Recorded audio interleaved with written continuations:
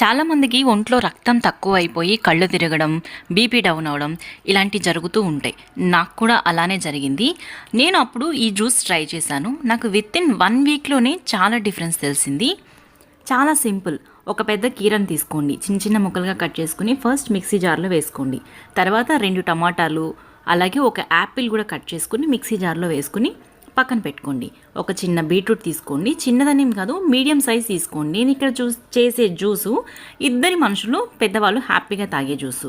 ఒక బీట్రూట్ కూడా కట్ చేసుకొని, అలానే సైజుని బట్టి క్యారెట్లు ఒక 2-3 తీసుకొని కట్ చేసి పక్కన పెట్టుకోండి.